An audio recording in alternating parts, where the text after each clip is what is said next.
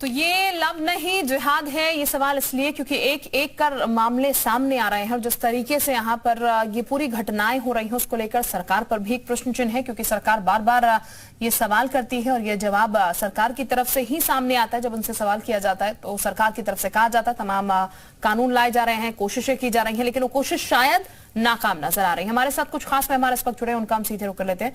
सबसे पहले हमारे सहयोगी पारस हमारे साथ जुड़े हुए हैं इस वक्त, और साथ ही हमारे साथ पूर्व डीजीपी जुड़े हुए हैं यूपी के AK जैन साहब। बहुत स्वागत सर आपका जी उत्तर प्रदेश उत्तराखंड पर। इसके साथ ही हमारे साथ मृतका निधि की मां भी जुड़ी है। हाल ही में मामला सामने आया था, किस तरीके से लड़की की हत्या कर दी गई थी, चौथी मंजिल से नीचे फेंक दिया गया था। उनकी मां भी हमारे साथ जुड़ी हुई, उनसे भी जानने की कोशिश करेंगे। सबसे पहले पारस के पास चलते हैं, उनके पास कुछ ताजा अपडेट है, नई जानकारी। पारस जरा दीजिएगा जानकारी।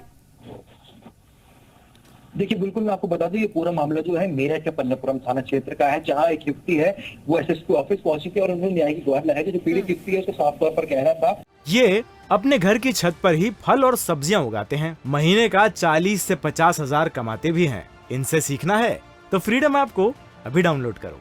कि एक विशेष समुदाय के युवक ने पहले उसे फेसबुक पर फ्रेंड रिक्वेस्ट की थी, जिसके बाद जब दोनों की दोस्ती हुई और नजदीकियां बढ़ी, तो जिसके बाद जब युवक है उसे शादी का झांसा देने लगा और उससे लाखों रुपए भी ऐंठ लिए। ऐसे में जब युवती ने इस बात का विरोध किया तो जो युवक है वो लगातार युवती को धमकी देने लगा। जिसके बाद युवती जो थी जब युवक के घर पहुंची तो पता चला उस युवक का नाम शिवन नहीं बल्कि मुजम्मिल है। जिसके बाद जब युवती ने इस पूरे मामले की शिकायत पुलिस से करने की कोशिश की तो जो आरोपी युवक है उसने साफ तौर पर कहा कि अगर उसने पुलिस को कुछ भी बताया तो वो उसका हल श्रद्धा जैसा कर देगा। जिसके बाद जो पीड़ित युवती थी कल SSP ऑफिस पहुंची और न्याय की गुहार लगाई थी। ऐसे में मेरठ पुलिस की ओर से भी बड़ा एक्शन देखने को मिला।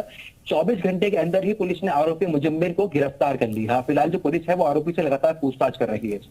बिल्कुल, यानी कि गिरफ्तारी हो चुकी है। हमारे साथ तमाम और खास मेहमान भी जुड़े हुए हैं, उनका हम सीधे अब रुख कर लेते हैं। हमारे साथ पूर्व DGP AK जैन साहब भी हैं, फिर हम निधि की मां से भी बात करेंगे।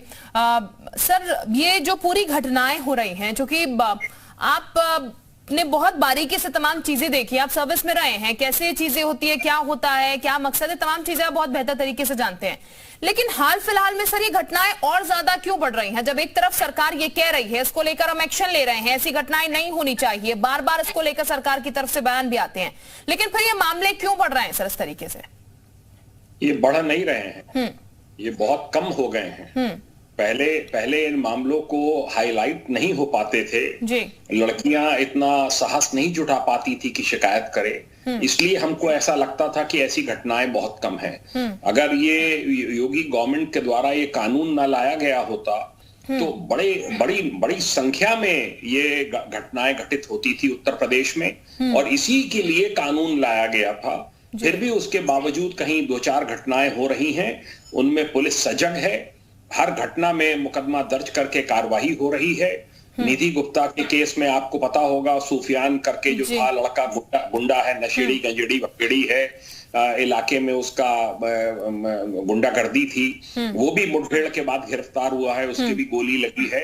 हर केस में मॉनिटरिंग हो रही है सीनियर ऑफिसर्स के लेवल पे, और सख्त से सख्त कार्रवाई ऐसे अभियुक्तों के विरुद्ध सुनिश्चित की जा रही है। और ऐसी घटनाओं को रोकने का यही एक तरीका है कि जो बच्चियां हैं वो सामने आए, तत्काल इसको रिपोर्ट करें, और पुलिस को से अपेक्षा की जाती है कि इतनी त्वरित कार्रवाई करें, इतनी सख्त कार्रवाई करें कि वो नजीर बनता चले। बिल्कुल, ये अपने घर की छत पर ही फल और सब्जियां उगाते हैं, महीने का 40 से 50 हजार कमाते भी हैं। इनसे सीखना है तो फ्रीडम ऐप को अभी डाउनलोड करो।